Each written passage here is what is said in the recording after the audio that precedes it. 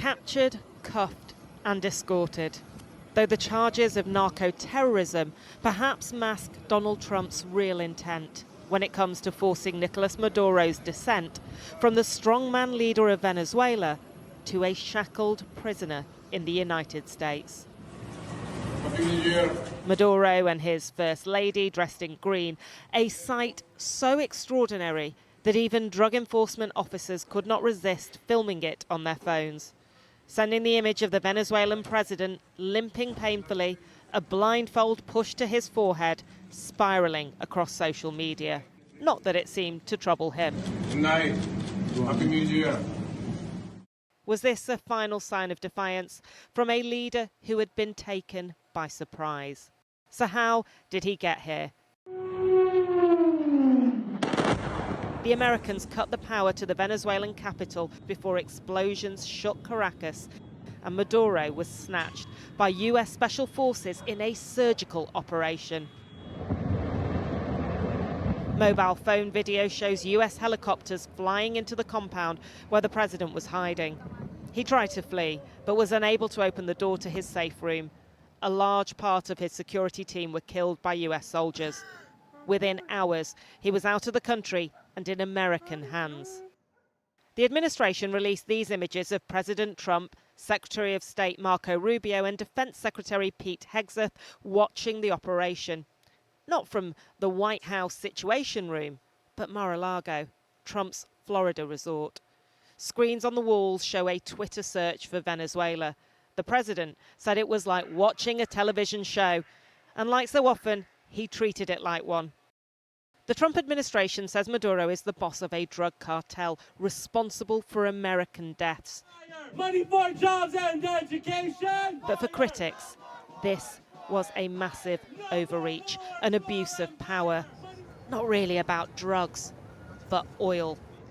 It's another outrage of Trump. His only interest is oil and greed and corruption. Free Venezuela, free Venezuela. But for others, this was a job well done. We hope that Maduro is punished. He deserves the full weight of the law. These people here aren't Venezuelan. None of these people here are from Venezuela.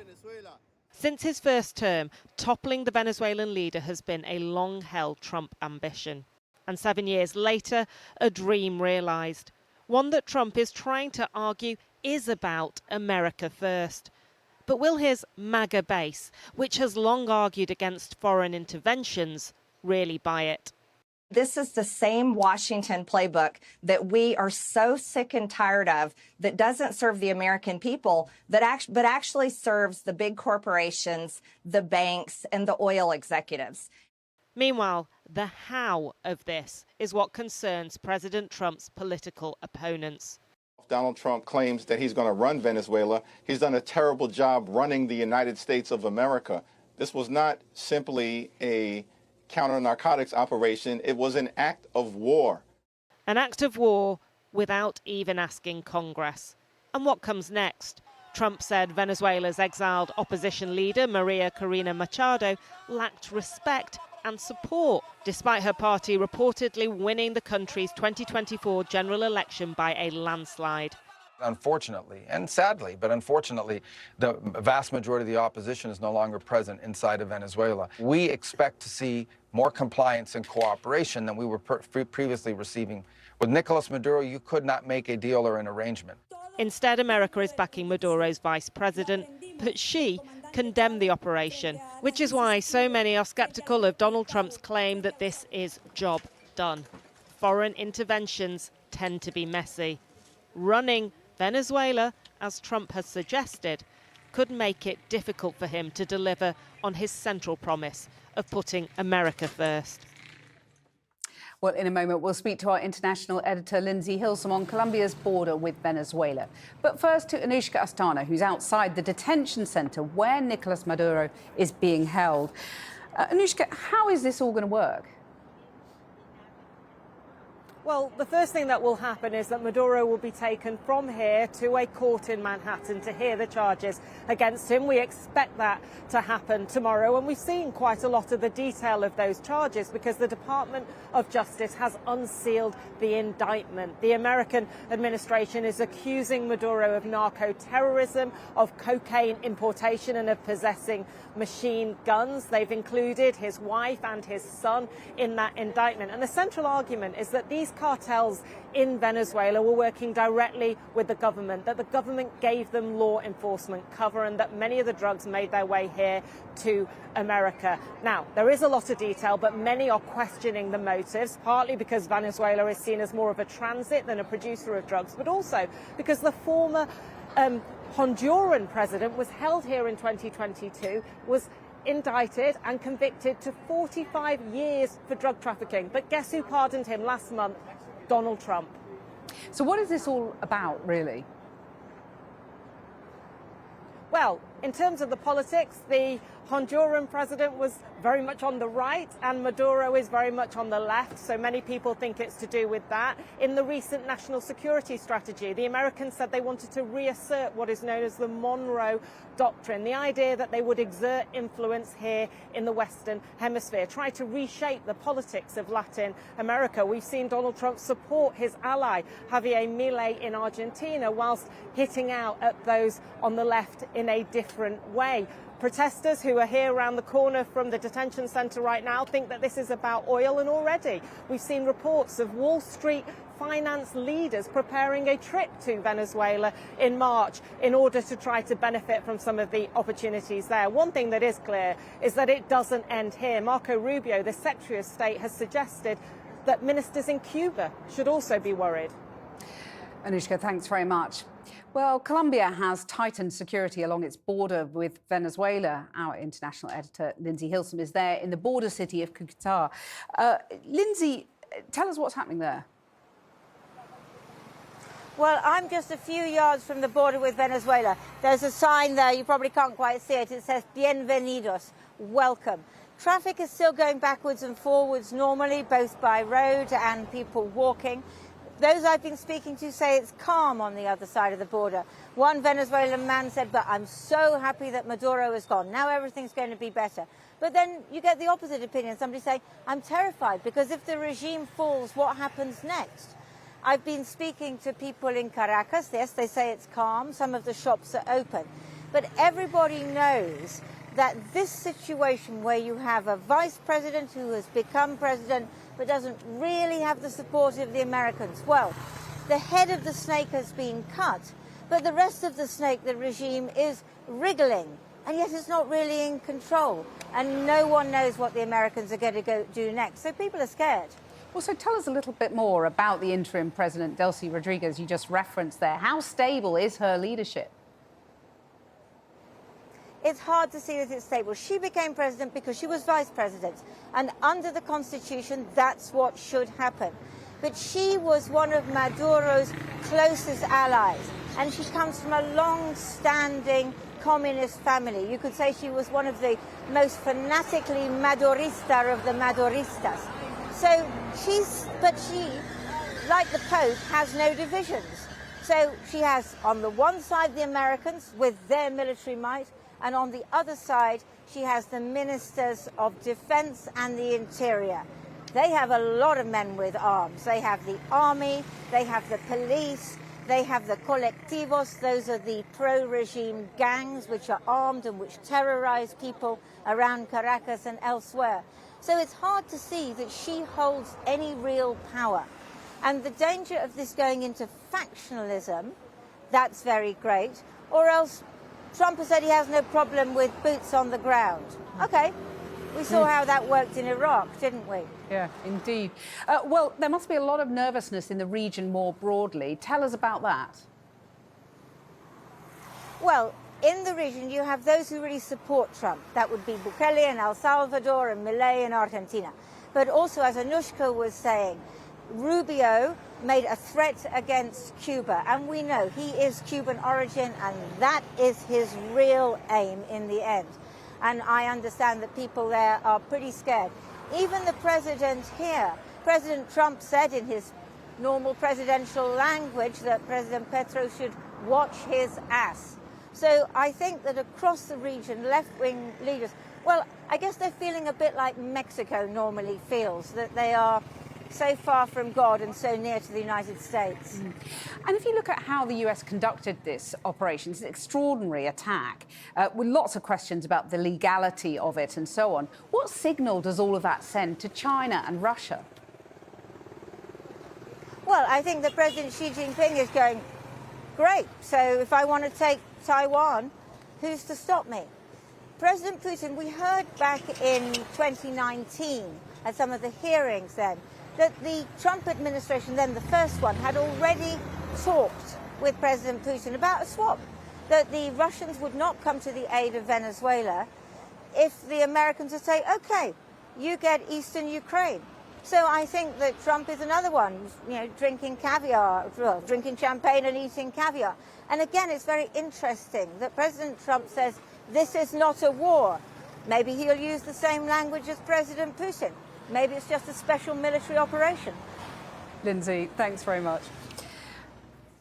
Now, the shock US attack on Venezuela left the government here in the UK trying to distance itself from what is viewed around the world as an illegal operation, but without criticising the Trump administration. And many Venezuelans around the world are grappling with whether to embrace the sudden fall of Nicolas Maduro or worry about the prospect of their country being run by the US. Francis Reid reports. It was always going to be divisive and it was always going to ricochet across the world. In Europe, protests against the US's actions, anger in Paris, Rome, Barcelona, Athens, and in the Americas from Mexico City to Bogota. But celebrations too, a feeling from some Venezuelans out on the streets abroad that many wanted Maduro gone. There's fears, there's excitement, there's so many years that we've been waiting for this. You know, that something had to happen in Venezuela. We all need the freedom. I'm so excited for coming back and being next to my family. Thanks, President Trump. The dynamics within Central and South America were always going to be tipped over if the US decided to take direct action. And just as on the streets, now division too from leaders across the continent. Trump ally Argentina in favour, others not so much. This even goes beyond Maduro's presidency. It has to do with international politics, international law, and it has to do with very clear principles of Mexico's foreign policy that we uphold. As to this legality, well, many experts say that the US may have violated the terms of the UN Charter, and it would be difficult to conceivably claim it acted in self-defense, particularly when it also happens that Venezuela has the largest oil reserves in the world, which the US intends to control.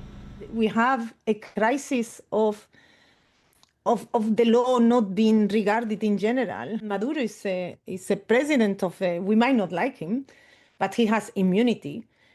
In international law, you cannot in general abduct people from other countries. And this is a completely arbitrary, it's a kidnap. But in London today, no political will to condemn the US. We've been very clear that the rules-based order matters, international law matters, and should be complied with. We act in that way in the United Kingdom, and we expect other countries to do so around the world. So why not condemn it then? Well, there's a question about international law. That's a question for international courts. It's not for ministers of a particular country to provide judgment on that. So likely no consequences, because while the UN Security Council could impose sanctions on DC, the US is one of 5 nations that would have a veto on it. And while Beijing and Moscow have both condemned the US's actions, being supporters of the Maduro regime, there is a precedent also being set here that without any consequences, other big powers could be shown that they too can proceed as they wish. We are all big advocates and we all stand by independent territorial sovereignty and sovereign countries, you know, operate in their own way. And that's absolutely right and proper. Of course, America would argue differently that those norms did not apply to Venezuela. It's not the first time the US has seized a dictator in the dead of night. In 1989, soldiers on President Bush's orders detained the Panamanian president, Manuel Noriega, and there's a long history of the US intervening in the continent. Human rights violations are being repeated in the same manner that they were in the 1980s. And they're also continuing now in an alarming fashion of the 19th century, which rolls us back into a very colonial paradigm that honestly never really left. According to the UN, 20% of Venezuelans have left the country since Maduro assumed the presidency more than 10 years ago, many moving next door to Colombia. The hope for some is that this is a chance, maybe, to return. But the worry is that after so much volatility, Venezuelans will be let down again. Well, at his news conference yesterday, President Trump said he was willing to put boots on the ground in Venezuela as he announced his intention to run the country. But how does any of this work? Well, let's speak now to retired US General Ben Hodges, a former commander of the US Army in Europe. General Ben Hodges, the Venezuelan defense minister said earlier today, made it pretty clear he wasn't going to be taking orders from the US. Is America going to have to put boots on the ground to force its will on Venezuela? Well, Kathy, of course, getting Maduro out of Venezuela was the easy part, and all credit to our intelligence and Army and military professionals for how they did that. But in the great scheme of things, that's the easy part. Now, what happens next? The idea, frankly, I was surprised to hear the president so flippantly talk about he's not scared of boots on the ground. It's been a disaster for the United States every time we've done something like this. When we hadn't thought all the way through to the end, what do we want it to look like at the end of all this? And I'm afraid that right now, the path that the administration has chosen is going to end in a disaster, an endless war for the United States. So with very strong echoes of Iraq. Exactly. I mean, I can remember as a brigade commander in 2003 in the initial invasion, I mean, there was hubris because everything went so well, so fast. And I thought, oh my God, this really is going to work. And then obviously 19 years later, it was clear that it hadn't. Same in Afghanistan. So if you don't have a clearly defined objective, and if you're not honest with your own population, and if you're not honest with the Congress, then you're going to end up in these kinds of situations. And I think this is where we are headed. Well, Marco Rubio, the Secretary of State, said today that they were going to be enforcing the oil quarantine to kind of control Venezuela that way. Is that what they mean by running the country? Is that sustainable? Well, it's not sustainable, but I think you're right. Because last night when the president said, we're going to run Venezuela, I swear I was watching Secretary Rubio's face and he seemed surprised as well. And so this is all about oil. There's no doubt about that. This has nothing to do with drugs. But it's also a manifestation of the Trump administration's new national security strategy, which is all about dominance of the Western Hemisphere. And so the so-called Donroe Doctrine. I think he likes that for obvious reasons. But I think Venezuela is just the first step. That Cuba is the next prize. We've heard one of your reporters talked about Secretary Rubio as the son of Cuban refugees. This has huge impact in Florida domestic politics, which could mean 2 or 3 seats in the House of Representatives. That's not inconsequential. But also, I can imagine President Trump thinking he could be the first president since John F. Kennedy to finally liberate Cuba. I mean, Kennedy didn't do it, Reagan couldn't do it, Obama didn't do it. So this is how I think President Trump thinks. Yeah, but it could all result in an extraordinary mess, destabilizing a whole region. And as you say, the ultimate goal here, is it getting America's hands on the oil in Venezuela, the biggest oil reserves in the world? That's a big part of it. You remember several months before the election, when he talked to a bunch of oil executives, he says, you guys support me. If I get this much donations, you know, you're going to get rich and we're going to do. I mean, this is part of that sort of deal. But I would also say to my European friends, Greenland is no longer a joke. When I first heard about Greenland, I thought I kind of dismissed it. Now I think people are realizing that this administration is capable and willing to do anything like that. Marco Rubio was at pains to point out that America wasn't at war with Afghanistan. he said you didn't need to inform Congress with Venezuela. I beg your pardon, thinking back to Afghanistan and Iraq, of course. He said he didn't need to inform Congress because it wasn't an invasion. Does that give carte blanche to China and Russia to take a similarly high-handed approach, for example, in China's case with Taiwan? Well, first of all, I have to say that the secretary is wrong, and he knows, as a former senator, he knows he's being dishonest when he says that. China, I think, well, this would certainly undermine American credibility when we might complain or caution China about doing something. Russia needs no reason. I mean, they've been trying to decapitate the leadership in Ukraine for about 12 years. Certainly since the large-scale invasion 4.5 years ago. So it reflects a completely different view of the world by the Trump administration, with spheres of influence for the United States and Western Hemisphere. He has ceded Europe to the Russians, and I think with the Chinese, it's all about business. When you saw the Venezuelan army arrayed behind the defence minister today, clearly a sort of powerful visual signal, who do you think's got the real power here? So, of course, Venezuela has a very large armed force, well equipped, and there are also lots of paramilitary organizations there in the country. It's not clear in a state like this where all the loyalties lie. I think you probably have different factions. The interior minister has an awful lot of power, as does the defense minister. But there are about 30,000 Cubans inside Venezuela that have been there for quite some time, because the Cuban regime collapses without Venezuelan oil. And so the Cubans have, in effect, been able to have a hold on the Maduro regime by providing security for Maduro. So it's not clear where their loyalties are either. General Ben Hodges, thank you very much for joining us.